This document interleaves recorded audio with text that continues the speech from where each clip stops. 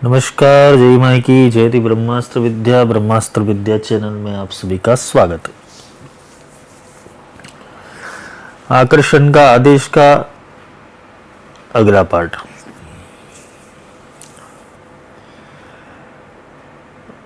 पिछले लेक्चर में हमने इस विषय के अंदर आकर्षण का आदेश जो है वो आदेश का कुछ सैद्धांतिक रहस्य हमने समझा हुआ है और ये आदेश कब कब काम आता है, क्योंकि हमें उस गहराई के अंदर जाना है कि जहां हम इस जीवन के अंदर और आने वाले जीवन के अंदर मतलब यहाँ तो सुखी रहे ही रहे और यहाँ से जाने के बाद भी सुखी रहे, उसका भी इंतज़ाम करना पड़ेगा। क्योंकि अगर तुम जीवन के 5 साल बाद क्या होगा, 2 साल बाद क्या होगा, 10 साल बाद क्या होगा, तुम अपना फ्यूचर प्लानिंग कर रहे हो तो तुम्हें साथ में ये भी प्लानिंग करना पड़ेगा कि ये प्लानिंग तुम्हें कहाँ तक ले जाएगा। क्योंकि लॉ ऑफ अट्रैक्शन को अलग अलग सिद्धांत से अलग अलग क्रिया प्रक्रिया टेक्निक्स से समझा रहे हैं और लोग कर भी रहे, पर परिस्थिति कभी साथ देती है, कभी साथ नहीं देती है। इस सिद्धांत के अंदर सबसे बड़ा जो एक रहस्य काम करता है, क्योंकि हम सारे टॉपिकों को डिकोड करेंगे, क्योंकि हमें जब तक हमारे पैटर्न के लूप फॉल्ट पता नहीं चलते, हमें अपनी आंतरिक गहराइयां समझ में नहीं आती है, हमारे चित्त के अंदर चल रहे उथल पुथल और डिस्ट्रक्शन को हम समझ नहीं पाते, जब तक हम मन के मैकेनिज्म को समझ नहीं पाते, हम बुद्धि को कैसे कैसे चलानी है वैसे नहीं समझ पाते, तब तक हम लॉ ऑफ अट्रैक्शन को, आकर्षण का सिद्धांत या आकर्षण का आदेश, हम आदेश बोलते, बाकी लोग उसे सिद्धांत बोलते।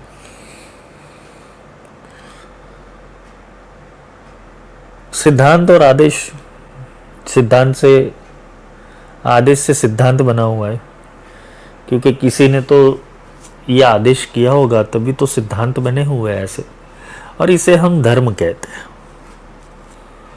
यही धर्म है, मनुष्य होने का धर्म।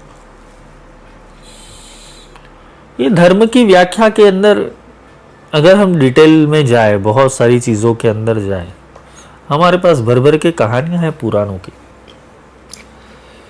और पुराणों की कहानियां से हम कुछ सीखते नहीं हैं। हम सुनते जरूर है, ना सीखते ना अप्लाई करते। हम राम जी का जीवन चरित्र देखेंगे, कृष्ण जी का जीवन चरित्र, उनकी लीलाएं समझेंगे, महादेव की लीलाएं समझेंगे, देवी माता का प्रागट्यकरण समझेंगे।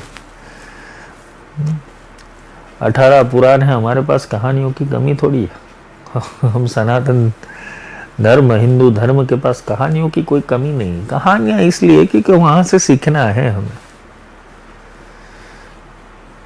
पूरी महाभारत से अगर सीखने लायक कोई चीज है तो वो एकमात्र है कि बुद्धि का सही उपयोग करो। और रामायण में अगर सीखने लायक जो चीज है वो एक ही है कि धर्म का, नीति का, नियम का सही उपयोग करो।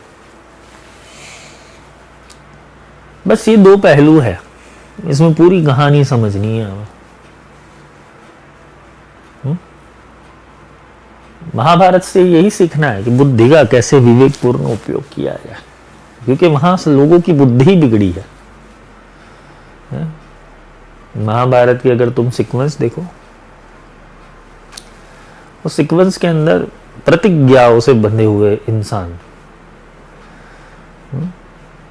वो विष्णु पितामह ने प्रतिज्ञा ही नहीं ली होती कि मैं आजीवन ब्रह्मचारी रहूंगा, वो प्रतिज्ञा का क्या मूल्य निकला उनका? बाणों की शैया के ऊपर सोना पड़ा। सत्य बोलने की प्रतिज्ञा के ऊपर युधिष्ठिर को इतना सारा वनवास भी झेलना पड़ा, युद्ध भी करना पड़ा।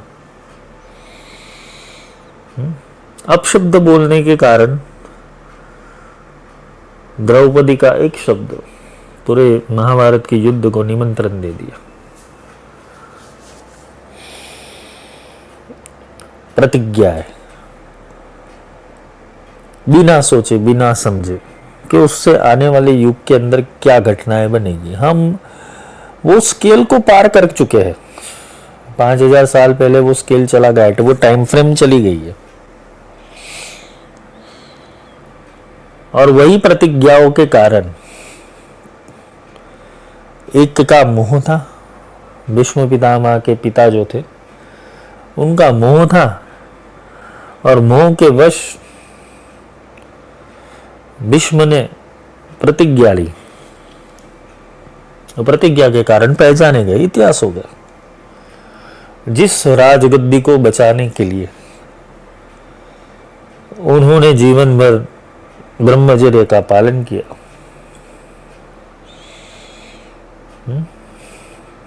सेना को बचाने के लिए, अपनी प्रतिज्ञा को बचाने के लिए, अपने संकल्प विकल्पों को बचाने के लिए,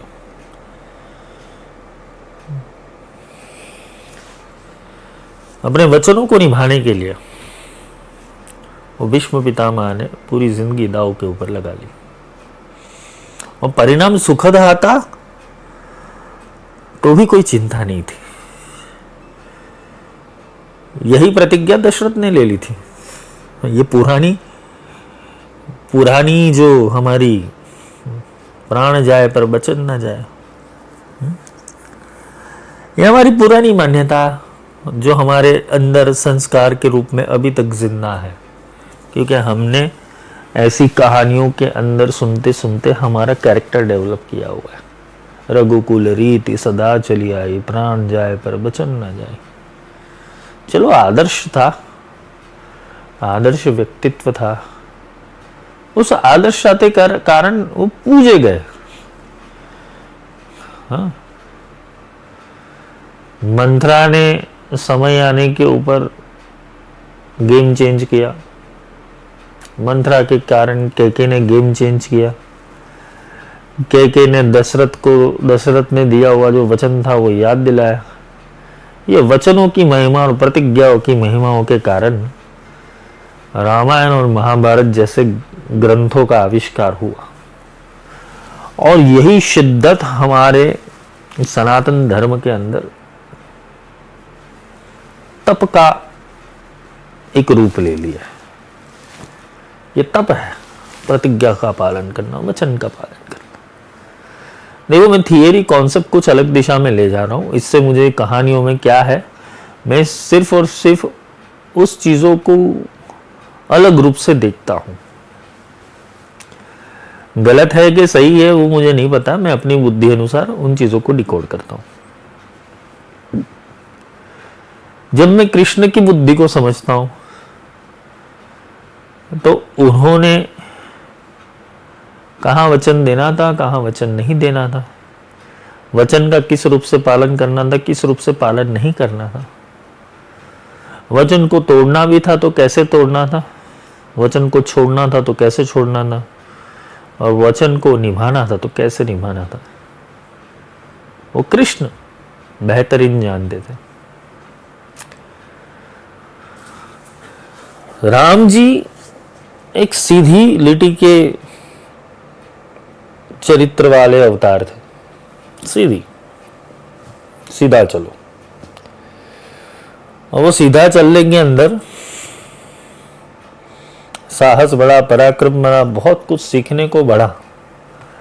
रावण जैसे पराक्रमी असुर का संहार किया, राक्षस राज रावण का संहार किया और अयोध्या वापस आए।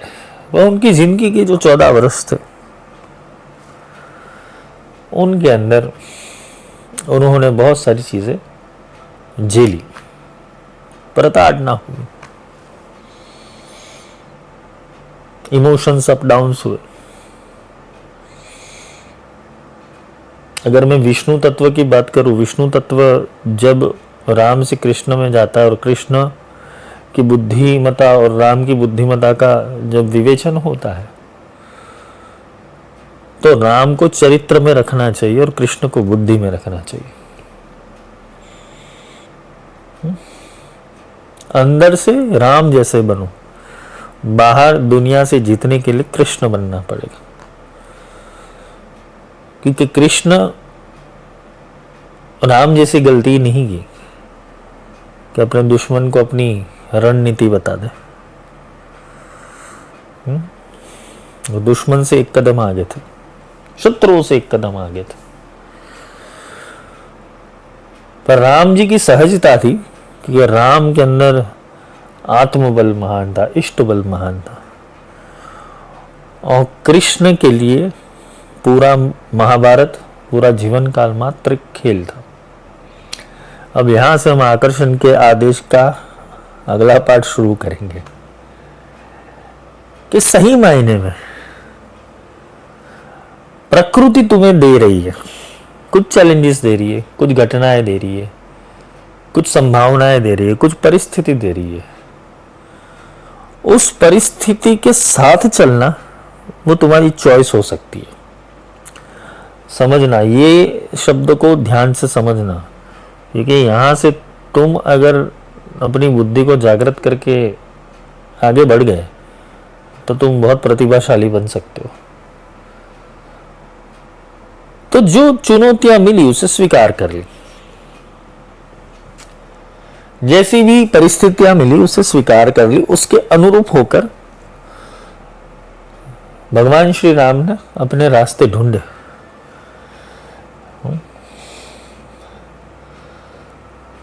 भगवान ने राम अवतार में हनुमान जी को बोला कि भाई आप संजीवनी बूटी पहाड़ उठा कर ले आओ। तब वहां राम जी के ऊपर हंसने वाले बहुत सारे बंदर थे, बहुत सारे राक्षस गण थे, बहुत सामने की सेना के अंदर ऐसे भी प्रश्न वाले थे। बंदरों में कुछ बंदर ऐसे थे जिनके अंदर कुछ शंका कुशंकाएं प्रकट होती होगी, पर अपने राजा सुग्रीव के कारण उन्होंने ये सारी चीजें सोची नहीं होगी या तो बताई नहीं होगी, ऐसा मेरा मानना है, लिखा कहीं पर नहीं है। राम जी को भी आलोचना तो झेलनी पड़ी होगी कि भगवान होकर हनुमान जी को तुमने संजीवनी पहाड़ उठाने भेज दिया। ये आया होगा प्रश्न, 110% आया होगा कि ऐसा कैसा परब्रह्म है। अब वही भगवान ने दूसरे अवतार में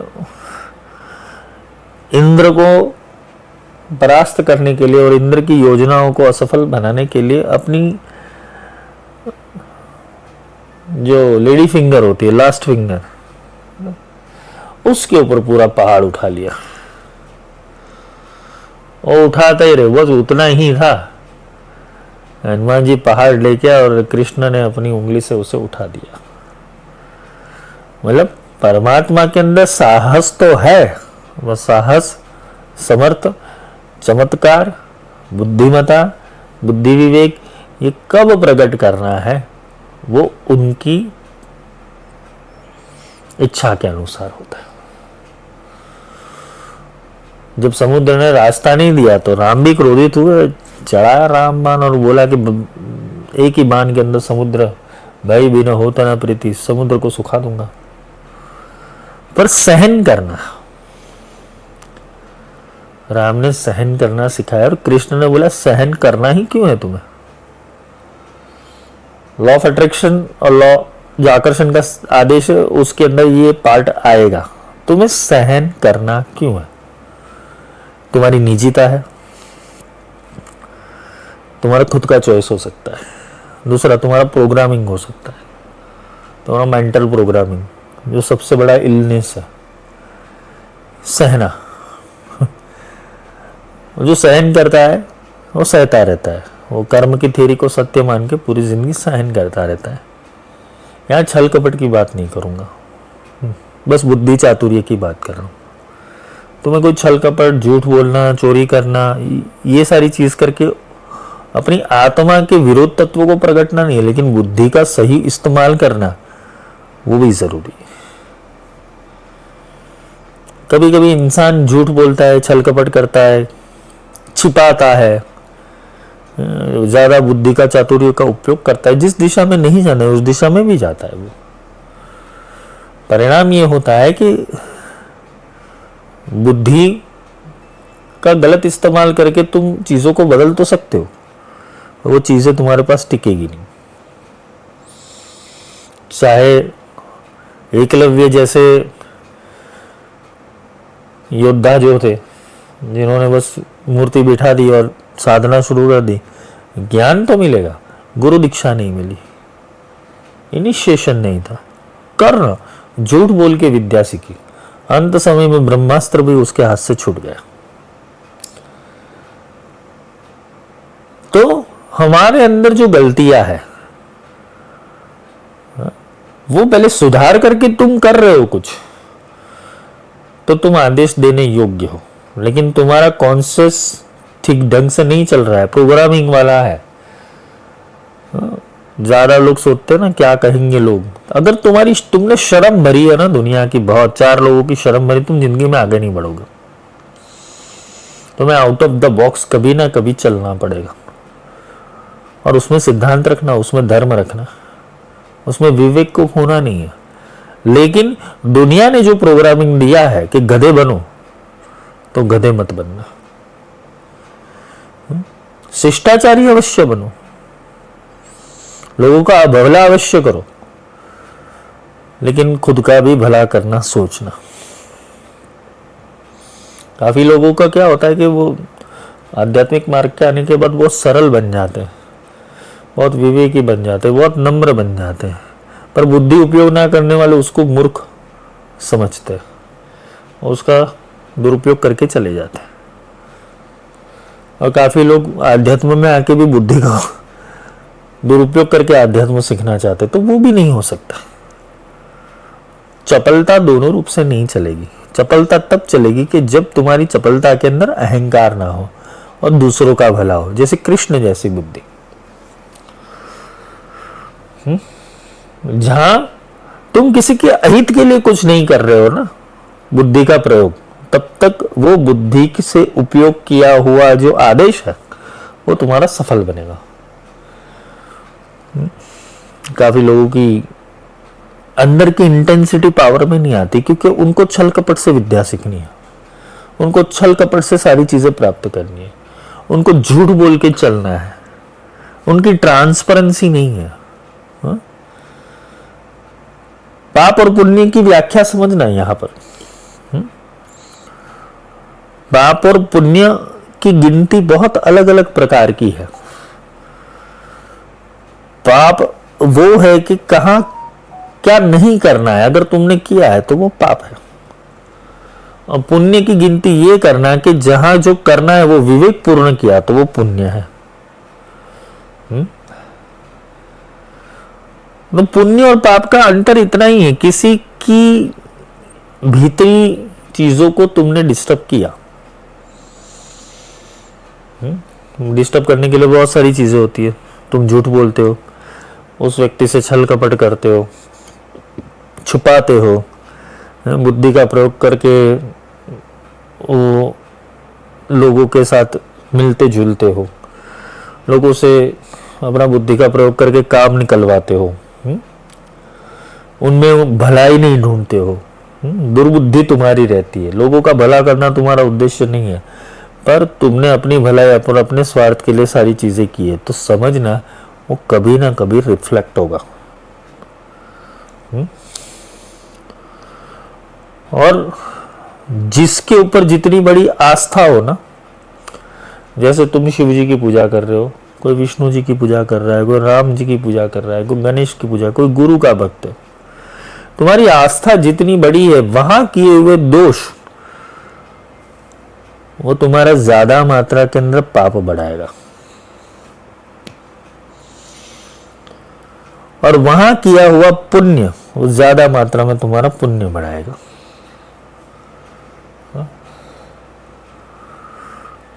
हमारे गुरुदेव कहते थे कि तीर्थ पे जाने का एक फल है, व्रत करने के 2 फल है, त्रिवेणी में नहाने के 3 फल है, और गुरु को मिलने या संत मिलन पे जाओगे तो 4 फल है।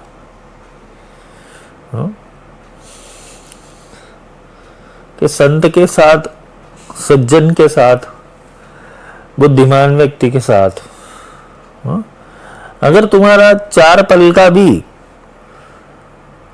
क्षण मिल गया तुम्हें, तुम एक साधु की संगति के अंदर केवल बैठ गए, केवल कुछ करना नहीं है, ना बोलना है, ना कुछ करना है, ना प्रश्न करना है, ना उत्तर देना है, बस केवल बैठ गए। और सदगुरु अगर मिल जाए उसका फल अनंत गुना है। उसके सानिध्य में अपने आप तुम्हारा पुण्य बल चलता जाएगा। लेकिन बशर्ते उस सदगुरु के पास आने के बाद अगर गलती की तो उतना रिवर्स पाप भी चढ़ता है, क्योंकि वहां यूनिवर्स मैग्नेटिक फील्ड के अंदर होता है। क्यों हमारे संप्रदाय के अंदर बोला है कि ओम नमो गुरु आदेश। जो अपने गुरु से जितना ट्रांसपेरेंस होता है, ट्रांसपेरेंसी रखता है, जितना समर्पण रखता है, भोले भाव से, शिद्दत से दुनिया में बुद्धि दौड़ाओ।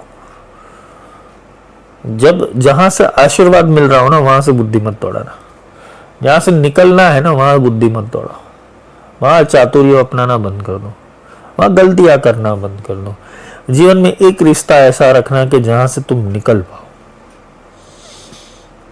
हम यहां पर बहुत गलतियां करते थे, हमारे स्वभाववश, हमारी बुद्धिवश, हमारी लालचवश, हमारे लोभवश हम जाने अनजाने में इतने दोष करते थे कि हमें ही पता नहीं।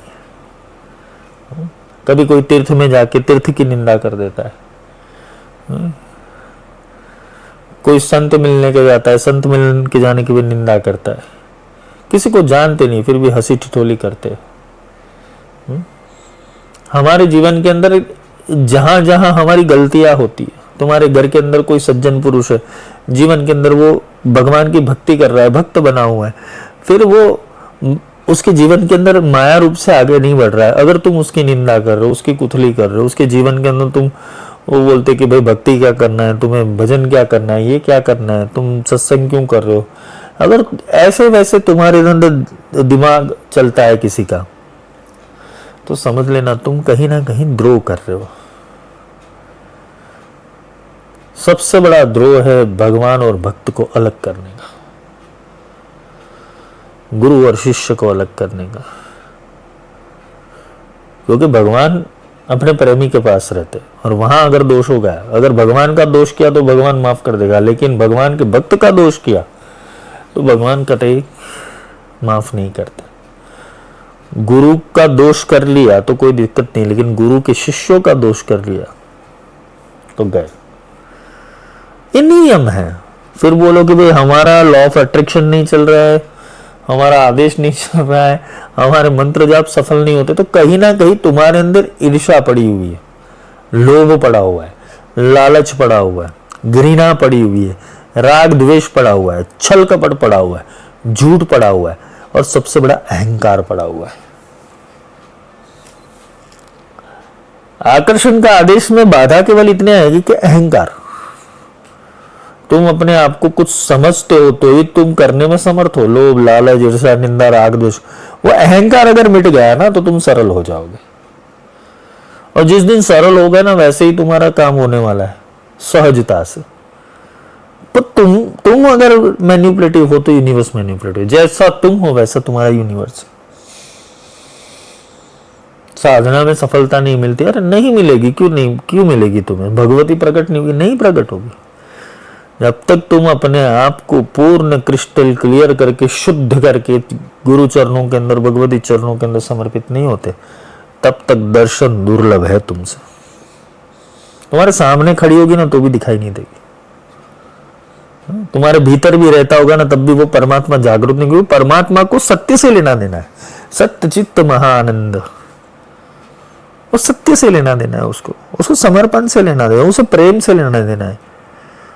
मोह कपट छिल छिद्र न भाव। सुंदरकांड भी ये कहता है। तो छल छिद्र वाले अगर तुम हो तो समझ लो, अज्ञानी होगे चलेगा, बुद्धू होगे चलेगा, मूर्ख होगे चलेगा, लेकिन छल छिद्र वाले, कपट वाले, वो ईश्वर को पसंद नहीं, ना वो यूनिवर्स को भी पसंद है। क्योंकि यूनिवर्स तुम्हारे साथ उल्टा गेम खेलेगा, दे भी देगा, हाँ, करोड़ोंपति बना देगा, दूसरे पल में सारी चीजें छीन लेगा। पूरी जिंदगी जो इंसान सब कुछ इकट्ठा करने के अंदर जाता है ना, 50 लाख कमा लूं, 1 करोड़ कमा लूं, 2 करोड़ कमा लूं, 10 करोड़ कमा लूं, जब उसका अंतिम समय आता है ना, तो एक फटका, केवल एक फटका लगता है।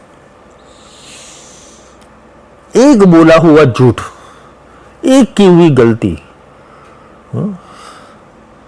एक किया हुआ छल,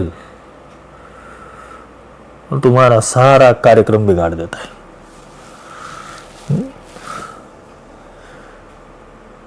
तो अगर आकर्षण का आदेश चलाना है तो इस जीवन के अंदर भी तुम समृद्ध होने चाहिए, आने वाले जीवन के अंदर भी तुम समृद्ध होने चाहिए। बुद्धि का उपयोग इतना करना कि जहां किसी को तकलीफ ना हो, ना कायिक, ना वाचिक, ना मानसिक। बाकी बुद्धि का उपयोग करो जितना तुम्हारे में कैपेसिटी होनी चाहिए बुद्धि का उपयोग करने के लिए। जब तुम्हारे अंदर इतना दृढ़ता वाला ज्ञान आ गया और शुद्धता आ गई, तो किसी का अहित नहीं करोगे, लेकिन तरक्की तो तुम जरूर करोगे साथ में। बस मैकेनिज्म समझना है। हाँ, 100 चूहे खा के बिल्ली हज को चली, पर बिल्ली गई तो खरी हज के ऊपर, तुम हज के ऊपर जा पाते हो? हाँ? धर्म करना भी तुम्हारे कीर्ति के अंदर होना चाहिए, तुम्हारी शौहरत के अंदर वो धर्म करना भी लिखा होना चाहिए। तुम्हारा यश तुम्हारे हाथों में लिखा होना चाहिए कि तुम करोगे क्या जीवन के अंदर, किसी का कितना भला कर पाओगे, ये यश भी तुम्हारे हाथों में होना चाहिए। अगर यश ही नहीं तो तुम कितनी भी प्रार्थनाएं कर लो, कितनी उपासना कर लो, कितने भगवान के भक्त बन जाओ, कितनी सारी टेक्निक सीख लो, तुम किसी का भला नहीं कर सकते। क्योंकि अगर तुम्हारे अंदर भला करने का भाव नहीं है तो तुम नहीं कर पाओगे।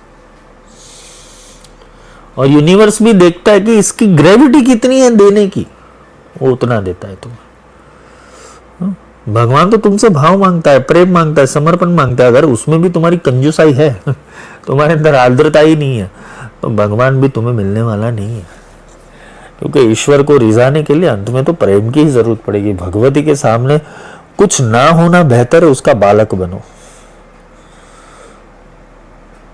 और उसके बालक हो गए तो तुम्हारे आदेश को ब्रह्मांड टाल नहीं सकता।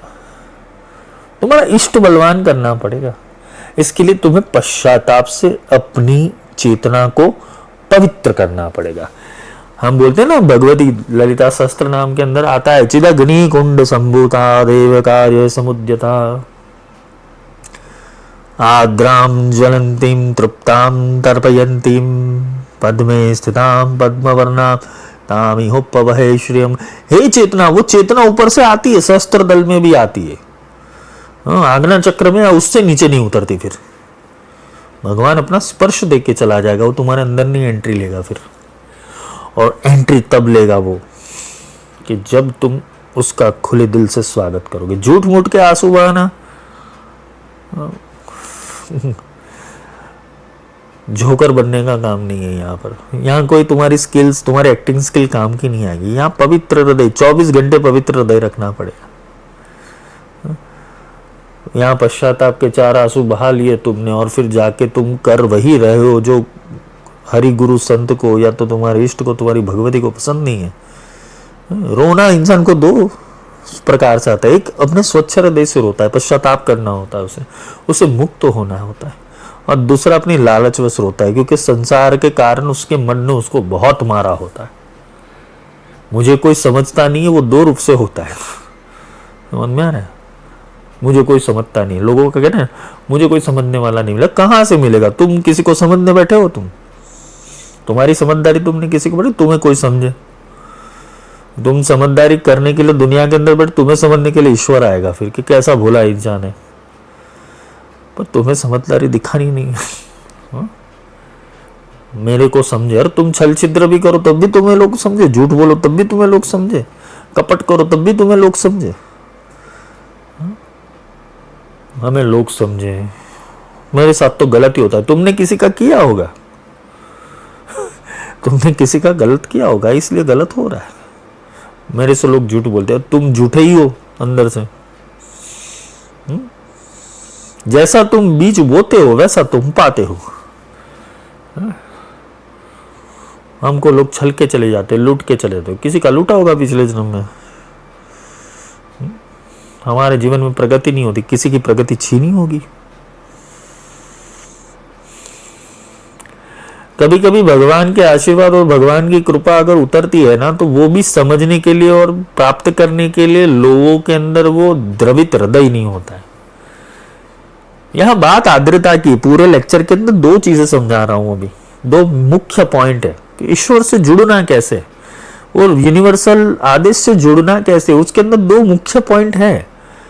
जितने भी पॉइंट बताऊंगा, कोई भी पॉइंट ऐसा नहीं है जो बेकार जाएगा तुम्हारे जीवन के लिए, लेकिन दो मुख्य पॉइंट, दो मुख्य धाराएं समझनी पड़ेगी। तुम कितना भी प्रयास कर लो, अगर 1% झूठ है ना तुम्हारे लिए, यूनिवर्स तुम्हारा आदेश नहीं मानेगा। और बड़ी बड़ी चीजें बताएगा जरूर, देगा कुछ नहीं, झूठ। दूसरा, अगर तुमने किसी का गलत किया है, किसी के साथ गलत किया है, किसी के साथ गलत चले हो, किसी संत का, किसी ऐसे व्यक्ति का दिल दुखा है कि जो परमात्मा से नजदीक है, अगर वैसे व्यक्ति का भी दिल दुखा है तो भी तुम्हारा आदेश यूनिवर्स मानेगा नहीं।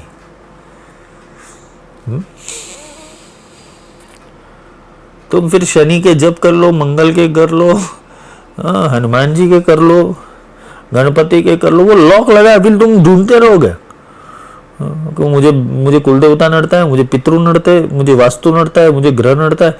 तुमने कहीं ना कहीं कोई चीज गलत की है। अब चलो, इस जन्म की तो तुम्हें याद होगी, पिछले जन्म की याद ना हो, इसलिए प्रायश्चित करना जरूरी है। कोई अपने कर्मवश और कालचक्रवश इस पृथ्वी के ऊपर आ तो जाता है, चाहे अमीर के घर में पले या गरीब के घर के अंदर पले, उसके अंदर भी कर्म और काल दोनों गणनाएं होती है। क्योंकि काल की थ्योरी बहुत लंबी है, अगर वो समझाने जाऊंगा तो ये जो मुख्य अभी आदेश समझा रहा हूं, क्योंकि लोगों को चाहिए इस जीवन के अंदर सक्सेस। क्योंकि काल की सिस्टम समझाने का है तो तुम यहाँ से केवल मुक्ति का मार्ग ढूंढोगे, तुम माया के अंदर भी नहीं पड़ोगे, तुम संकल्प विकल्प को छोड़ दोगे, क्योंकि किया कराया सब काल का है।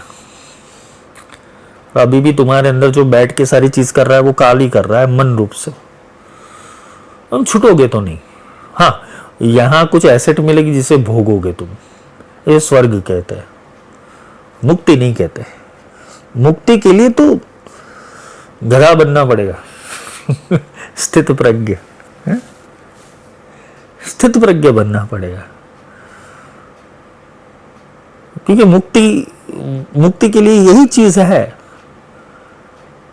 मुर्दे को किसी से ईर्षा नहीं होती, मुर्दे को किसी से लालच नहीं होती, मुर्दे को किसी से लोभ नहीं है। मुर्दा कभी झूठ नहीं बोलता, मुर्दा कभी सत्य बोलते ना, सत्य नहीं बोलेगा। वो राम बोलो भाई, राम ही बोलेगा। अगर तुम मुक्ति की चाह के अंदर, तो तुम्हारा जीवन मृत जैसा होना चाहिए। तुम्हारी चेतना ऊर्ध्वगामी होनी चाहिए। ऐसा नहीं कि तुम शब्द स्पर्श रूप रस गंध को छोड़ दो, नहीं, ऐसा मैं बिल्कुल भी नहीं। उसके अंदर होते हुए भी तुम्हारी चेतना ऊर्ध्व होनी चाहिए।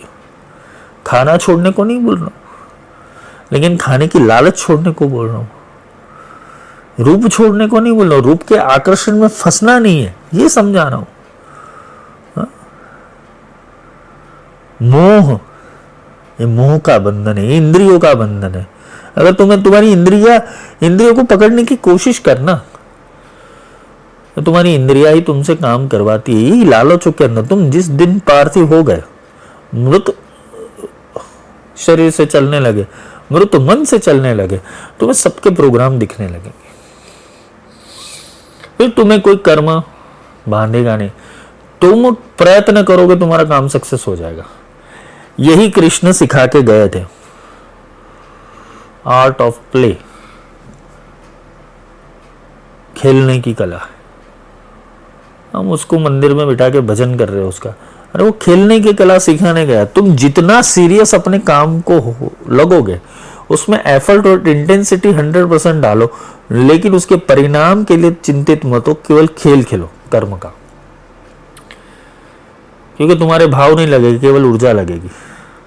भाव आए वहां फंस गए, क्योंकि ऊर्जा को वहीं जाना पड़ेगा जहां भाव है। केवल ऊर्जा को दौड़ाना चाहते हो तो केवल और केवल मनोस्थिति को पकड़ के चलो, आर्ट ऑफ प्ले करो, बस करके छोड़ दो और खेलो उसके साथ। हाँ, बस वो खेल के अंदर किसी का अहित नहीं होना चाहिए। जब भी कोई पोजीशन में जा रहे हो, कोई भी स्थिति में जा रहे हो, कोई वर्क में जा रहे हो, किसी सक्सेस के लिए जा रहे हो, उसको खेल समझो, उसके अंदर सीरियस बनो ही मत। ये कुंजी है।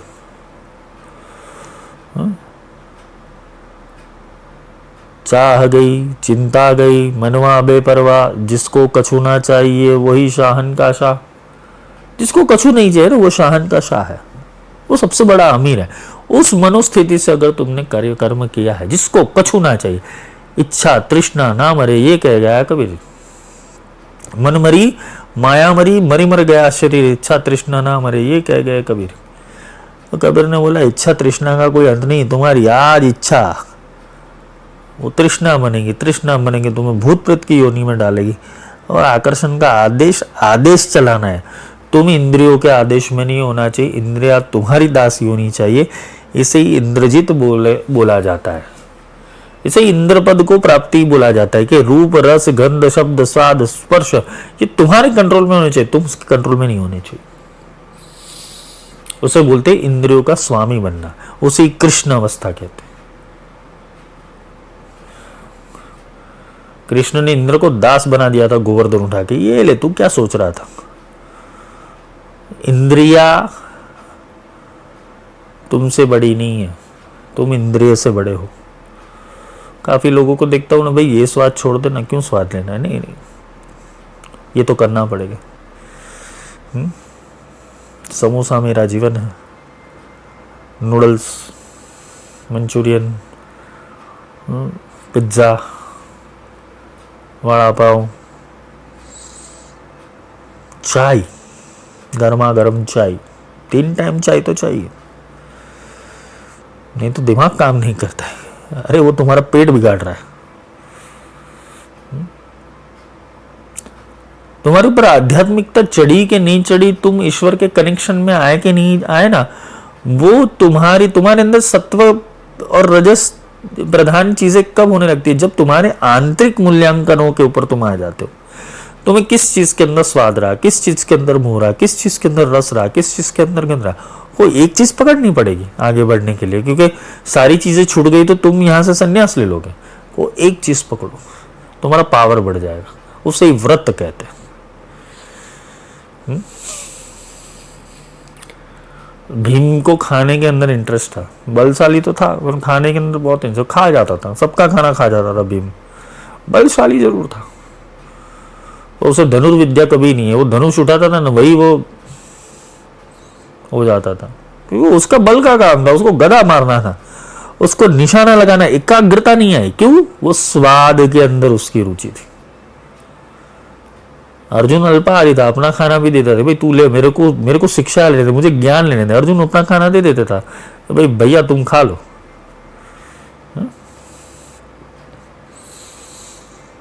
हम क्या करते हैं ना जीवन के साथ, कैसे खेल खेलता है हमारे साथ जीवन, यही इंद्रियों से सीखना है। इंद्रिय तुम्हारा सुबह से लेकर शाम तक टाइम ही बिगाड़ती है।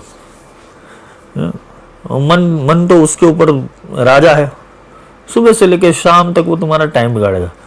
कभी कभी अलर्ट मोड आ जाएगा, चलो आज थोड़ा सत्संग चल लूँ, ध्यान कर लूँ, प्राणायाम कर लूँ, माला जप कर लूँ, मंत्र जप कर लूँ, मन हटा देगा तुरंत। वो कहीं तुम्हें ले जाएगा अमेजोन प्राइम में, कहीं ले जाएगा नेटफ्लिक्स में, कहीं ले जाएगा डिज्नी स्टार में, कहीं ले जाएगा होटल में। कुछ समझ में नहीं आया तो चलो आज मार्केट घूम के आते हैं, और भी कुछ समझ में नहीं आया तो कोई बात नहीं, चलो थोड़ा इधर उधर की बातें हो जाए। इंद्रिय घुमाती रहती है। जब तुम्हारा स्वाद छूट जाए ना सब चीजों से, समझ लेना तुम मोक्ष के अधिकारी बनने रहो। प्रतिज्ञा छूटनी चाहिए, आगे समझा ना, किसी की प्रतिज्ञा होती है, प्रतिज्ञा का बल, खामखा प्रतिज्ञा, जिससे किसी का भला नहीं होता, वो प्रतिज्ञा लेकर बैठ जाते। प्रतिज्ञा, संकल्प, ये होगा तो ये करेंगे, ये होगा। अरे छोड़ना भाई, जो अभी करना है वो करना। क्यों भविष्य का प्लानिंग इस तरीके से मत कर, ये होगा तो ये करूंगा, ये होगा इसके बाद ये करूंगा। वो तुम्हारा ये कभी जब आएगा तब आएगा, लेकिन अभी नहीं है तो जो करना चाहिए वो तो करो।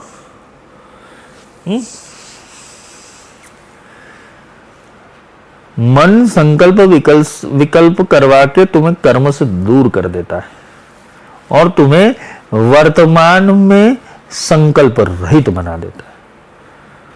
क्योंकि मन भागता है मुंह के पीछे, मन भागता है संकल्प विकल्प के पीछे, मन भागता है अनेकों कर्मों और इच्छाओं के प्रति।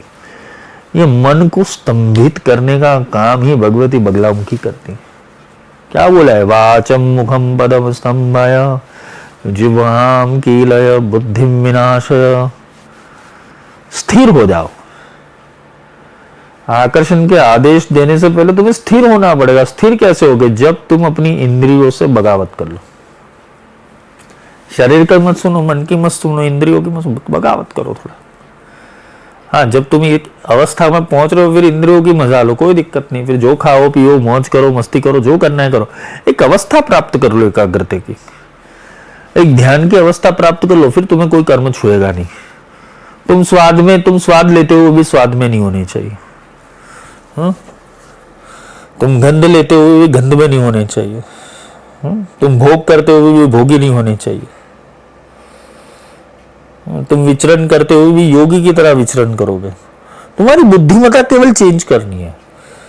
तो पार्टीज के अंदर भी तुम अपने अलग धुन के अंदर होंगे। तुम किसी प्रसंग में जा रहे हो, तुम्हें दर्शन दिखाई देगा कि क्या सर्कस चल रहा है, कैसे सर्कस चल रहा है, लोग कैसे कैसे में अटके हुए। लोगों की बातें सुनने वाले तुम बन जाओगे, समझने वाले बन जाओगे। जब ये स्थिरता आए ना कि तुम कुछ अलग बन रहे हो, तो समझ लेना अब आकर्षण को आदेश देने, आकर्षण के सिद्धांतों को आदेश देने का समय आ गया। पर अब चीजें ये है कि पश्चाताप की पवित्र की अग्नि पहले तो खाली होना पड़ेगा। कभी कभी इंसान के कर्म इतने होते हैं, इंटेंसिटी इतनी होती है, किसी को बोला हुआ होता है, किसी को कायिक रूप से, वाचिक रूप से, मानसिक रूप से तुमने प्रताड़ना की हुई है, तो तुम्हारे कर्मों को लॉक लग जाएगा, तुम्हारी इंटेंसिटी को लॉक लग जाएगा। क्यों? यूनिवर्सल फ्लो तुम्हें आगे बढ़ने ही नहीं देगा। हाँ? अगर तुम्हारी जमीन के अंदर 100 बीज डाले हुए ना तो 100 चीजें उगेगी, फिर तुम आम ढूंढते फिरना ये फल क्यों नहीं निकल रहा है। नहीं निकलेगा, 100 चीजें ऑलरेडी डाली हुई है। झूठ पे झूठ बोला हुआ है, तुम्हारे साथ सही कभी होगा ही नहीं। हाँ? छल कपट किया, तुम्हारे साथ सही कुछ होगा ही नहीं। गलत मान्यता के साथ चलो, सही नहीं होगा। अंधविश्वास के साथ चलो, कुछ नहीं होगा तुम्हारा। तुमने अपनी पैटर्न बदली ही नहीं, जो बचपन से प्रोग्रामिंग चल रही उसको ही पकड़ के, कुछ सही नहीं होगा। जब तक तुम्हारा मैं कंप्लीट रूप से रिलीज नहीं होता, तब तक तुम्हारे अंदर कोई भी आदेश का परावर्तन नहीं होगा। अहम भावना छोड़नी पड़ती। यूनिवर्स के साथ एक होने के लिए शून्य बनना पड़ेगा, और शून्य बनने के लिए पहला अहंकार छोड़ना पड़ेगा। अहम को चोट लगानी पड़ेगी, इसलिए पश्चाताप करने पड़ेंगे। जहां तुमने द्रोह किया ना, वहां माफी मांगो सच्चे हृदय से। जहां जहां द्रोह किया है, जहां जहां गलती की है, जहां जहां अपशब्द बोले, जहां जहां गलत वर्तन किए ना तुमने, वहां माफी मांग लेना। ये कौन सा कर्म कब एक्टिवेट हो जाए तुम्हें पता नहीं। जैसे कर्ण का हुआ था, ब्रह्मास्त्र तो मिला, लेकिन अंतिम समय पे गुरु के श्राप ने उस ब्रह्मास्त्र को गायब कर दिया। अगर एक शब्द भी गलत हुआ है जीवन के अंदर, तो उसकी माफी मांग लेना। अगर एक बार भी गलती हुई है, क्योंकि यही जन्म और मृत्यु का कारण, क्योंकि तुमने तो छोड़ दिया मगज में, तुम्हारे माइंड के अंदर कुछ नहीं है कि भाई चलो चल जाने दो, अभी इतना पुराना चीज हो गया है तो उसको भूल जाओ। नहीं, वो उस समय के ऊपर तुमने बीज बो दिया था, क्योंकि तुमने कोई शब्द बोले थे, सामने वाले के अंदर से जो ऊर्जा निकली थी ना, वो ऊर्जा काम कर रही है। और कभी कभी इंसान क्या बोलता है, मंदिर में जाके भी ईश्वर को गाली देता है, अपनी पद्धतियों को गाली देता है, अपने गुरु को गाली देता है, अपने आचार्य को गाली देता है, निंदा करता है, समझ लेना वहां ऊर्जाएं अपने आप तुम्हें रोक देगी। फिर तुम कितने भी किस्मत के ताले खुलवाने जाओगे, कहीं से नहीं होगा। फिर पहन लो 10 अंगूठी हाथ में, तुम्हारा बोया हुआ कर्म जब तक रिलीज नहीं होगा तब तक तुम्हारे अंदर प्रगति नहीं होगी।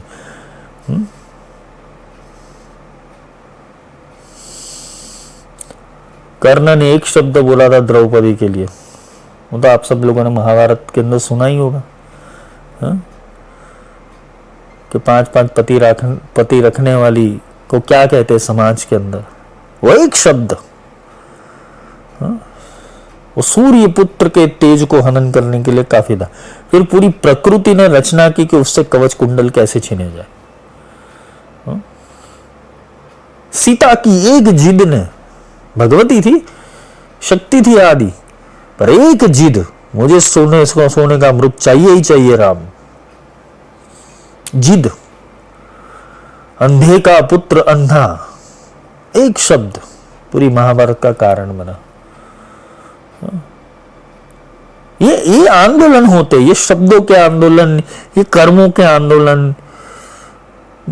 इंसान हड़बड़ी के अंदर क्या कर देता है ना, उसको पता नहीं होता है।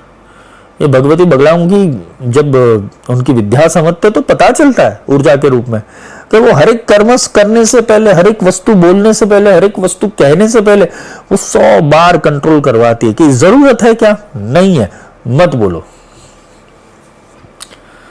इंसान बोलने के अंदर दिमाग की बत्ती को गोल करके कुछ भी बोल देता है। करता था तब करी रहा, अब करी क्यों पछताए, बोए पेड़ बबूल का आम कहां से खाए। तब करना था तब कर ही रहा, और ऐसे ऐसे कर्म कर दिए, ऐसी ऐसी चीजें बोल दी, ऐसे ऐसे संकल्प विकल्प कर ले, ऐसी प्रतिज्ञाएं ले ली। करना था तब कर ही रहा, अब करी क्यों पछताए, अब क्यों पछता रहे हो। बोए पेड़ बबूल का, अगर बबूल का पेड़ बोला हुआ है, आम कहां से पाए, आम कहां से आएगा। ऐसा ही चीज दूसरा है, ये संकल्प विज्ञान के अंदर समझने जैसे। देखो, जैसे हमारे कवि मानसों ने बहुत अच्छी अच्छी बातें बोली है, चाहे नानक साहब है, मीरा जी है, रविदास है, कबीर है, बहुत अच्छी अच्छी बातें बोली है। कबीर तो कहते कि सुख में सुमिरन सब की है, दुख में करे फरियाद। जब सुख आता है तो सुमिरन नहीं करता है, अपनी मौज में रहता है इंसान। सुख मिल जाता है, इंद्रियों का सुख, स्वाद का सुख, मौज मस्ती का सुख, सुख में सुमिरन ना किया तो सुख में सुमिरन करने का या ध्यान करने का, गुरु के सत्संग सुनने का, गुरु के शब्दों को सुनने का, आध्यात्म करने का, शास्त्र पठन करने का, अपनी आत्मा के विकास करने का समझ में नहीं आया सुख के अंदर। सुख में सुमिरन ना किया, दुख में करे फरियाद। फिर दुख में इंसान फरियाद करता है, मैंने किसका गलत किया। अरे तूने खुद का गलत किया हुआ है। दुख में करे फरियाद, जो सुख में सुमिरन किए, दुख नहीं किसी के पास।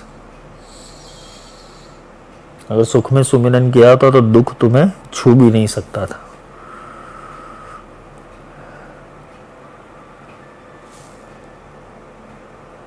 तो ये घटनाएं हैं, पश्चाताप की पवित्र अग्नि मुझ हृदय में जला करे। मतलब तुम अपने भीतर चल रहे चीजों को देखते जाओ। कायिक वाचिक मानसिक कई चीजें बदलती नहीं है। दूसरी बात, अगर पैटर्न में फंसा हुआ हो इंसान, जो अपनी वास्तविकता और अपने सत्य के ऊपर चल रहा है, नहीं, सत्य का भी विवेक गुरु से सीखना।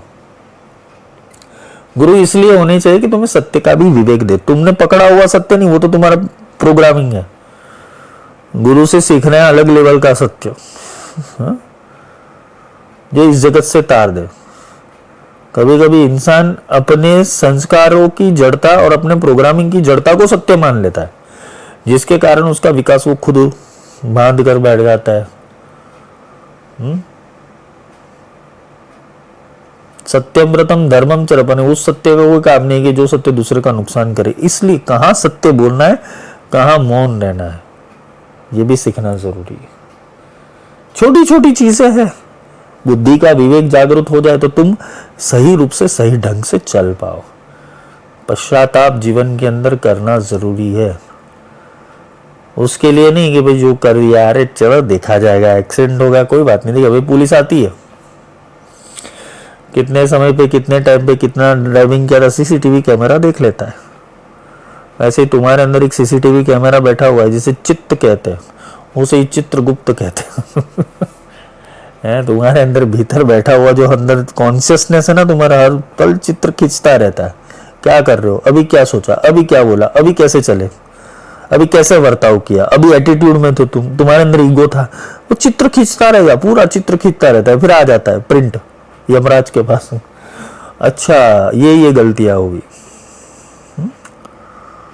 तुम मौज में चलो, तुम मस्ती में चलो, उसमें मना नहीं है, मौज और मस्ती होनी चाहिए, पर किसी को दुख पहुंचाना नहीं, कॉन्शियस बाइट नहीं होना चाहिए। मौज और मस्ती में चलो, बिंदास चलो, अपना रास्ता मौज और मस्ती में करो। लेकिन वो बोलते हैं ना 200 की स्पीड के ऊपर मर्सिडीज भगाओ, कोई दिक्कत नहीं, पर बैलेंसिंग जरूरी है। सही टेक्निक जरूरी है। तो आदेश देने से पहले साफ होना जरूरी है, न्यूट्रल अवस्था में आना जरूरी है। इंसान पूरे दिन क्या सोचता है ना अपने अंदर, वो उसको ही पता है। वो अपनी सोच से परेशान हो जाता है। फिर रात को वो सोच के कहता है यार मुझे ये प्रॉब्लम है, वो प्रॉब्लम है, ये, अरे पूरे दिन गलत सोचा हुआ है।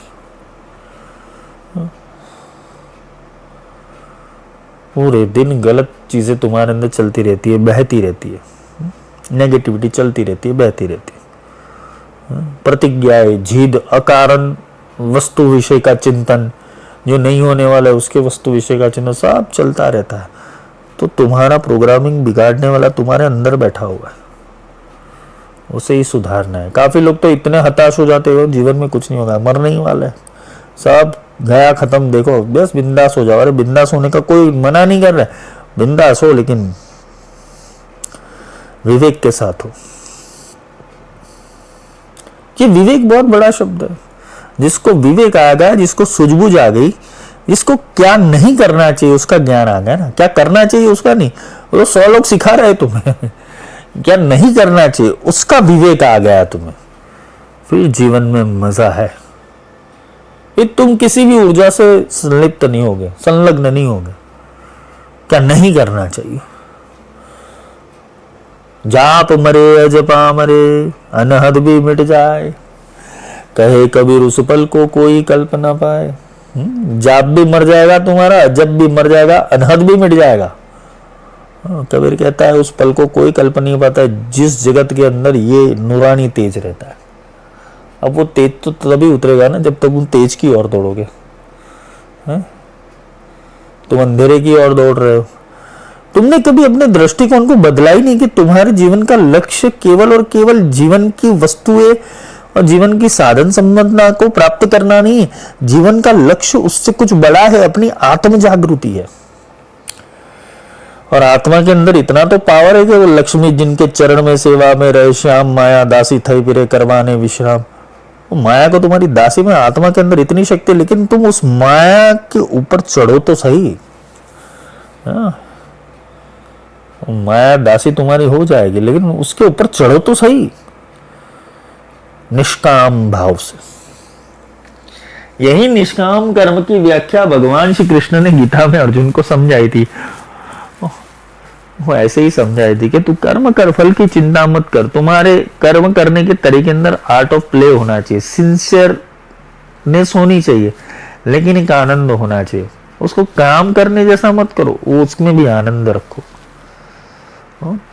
जब फल नहीं आता तो हताश होने की जरूरत नहीं, क्योंकि तुमने आनंद किया था। टेंशन मत लो। अब खुशी भी मिल गई तो वो भी आनंद करो, दुख में मिल रहा है तो भी आनंद करो। स्थिति बनाओ बस, क्योंकि मनोस्थिति से ही परिस्थिति बदलेगी। और मनोस्थिति अगर तुम्हारी सही रही, परिस्थिति नहीं बदली तो ऊपर काम आएगी।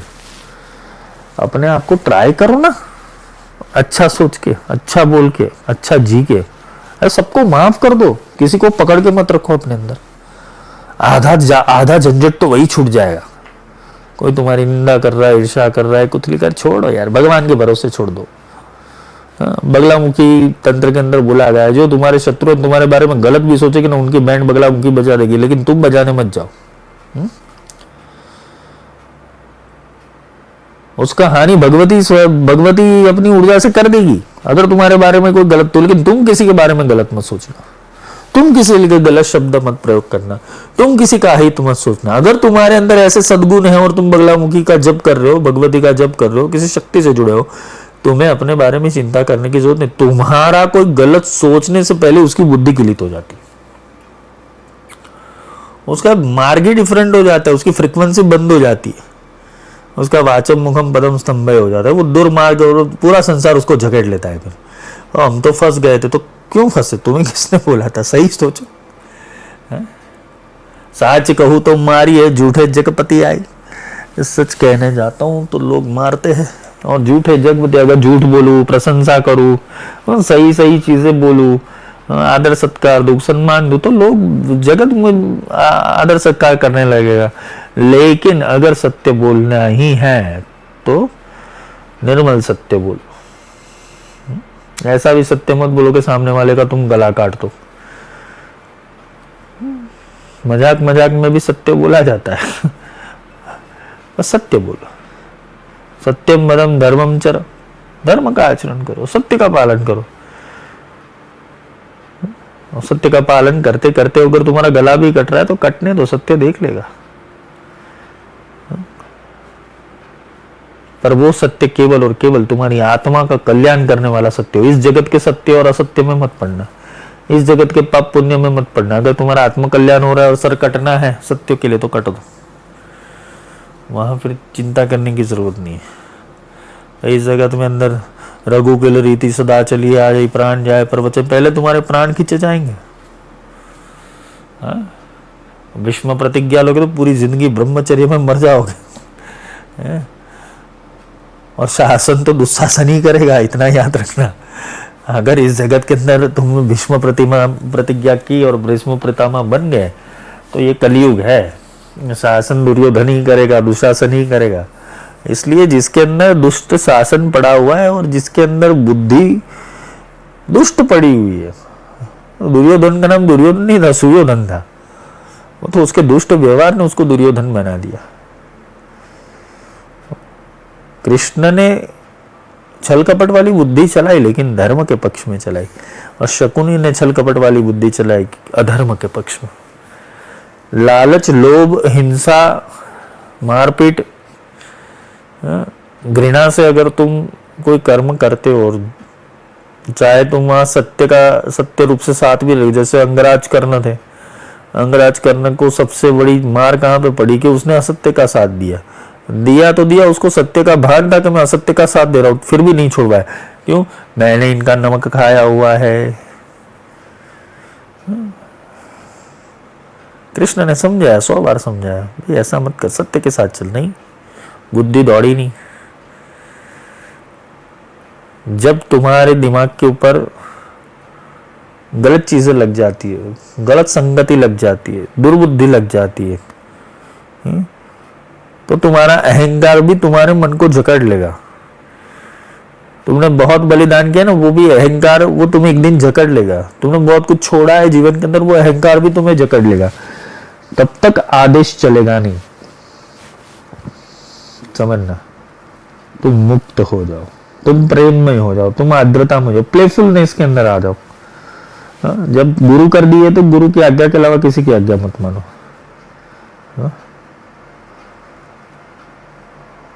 उस आज्ञा के अंदर चलते जाओ, वो आदेश को चलते, गुरु का आदेश सुनते सुनते, आदेश का पालन करते करते तुम्हारी बुद्धि स्ट्रिंग हो जाएगी, और एक दिन यूनिवर्स तुम्हारे आदेश का पालन करेगा। तुम जो बोलोगे ना वो होने लगेगा, तुम जो सोचोगे वो होने लगेगा। तुमने केवल संकल्प किया और हो जाएगा। ये सिद्धि गुरु के सत्संग से मिलेगी, और गुरु क्या कहना चाहते हैं ना, तो उसकी चीजों को समझ के मिलेगी तुम्हें। फिर तुम्हारे लिए पल भर के अंदर सारी चीजें नजदीक है। बस तुम शून्यता में राज कर। देखो बीज कहाँ पे डालते? शून्य के अंदर। बीज कहाँ डालते? आर्द्र भूमि के अंदर। बीज कहाँ डालते? सही वातावरण के अंदर। तो तुम्हारा सही वातावरण आनंद है। वो गिलास वाली मिट्टी तुम्हारे अंदर आर्द्रता, करुणा है तुम्हारी, और तुम्हारा विश्वास वो आबो हवा है। ये आबो हवा को पकड़ो, ये वातावरण को पकड़ो, ये समर्पण को पकड़ो, देखो फिर तुम सोचो कि वो होगा। तो आज का जो लेक्चर था, उस लेक्चर के अंदर 2 चीजें समझनी थी। एक तो आर्द्रता लाओ अपने अंदर, माफ करो, पश्चाताप, जिद में मत जाओ, अहंकार में मत जाओ, सत्व होने का अहंकार भी छोड़ दो, तमस होने का अहंकार भी छोड़ दो, राजस होने का भी अहंकार छोड़ दो, सारे प्रकार के अहंकार से मुक्त हो जाओ, फ्री हो जाओ। बस वो चीज करो कि जो तुम्हारा आत्म कल्याण के मार्ग के ऊपर ले जाए, वहां प्रतिज्ञा लो, वहां भीष्म बनो, कोई दिक्कत नहीं। और जीवन के कोई नियमों के अंदर भीष्म मत बनना है? तो बाण शैया के ऊपर सोने की बारी तुम्हारी आ जाएगी। तो प्रतिज्ञा वही लेना कि तुम्हारी आत्मा का कल्याण हो, वरना ऐसी वैसी प्रतिज्ञा जो पाल ना सको वैसी प्रतिज्ञा मत लेना जीवन के अंदर। जय मां की जयति ब्रह्मास्त्र विद्या।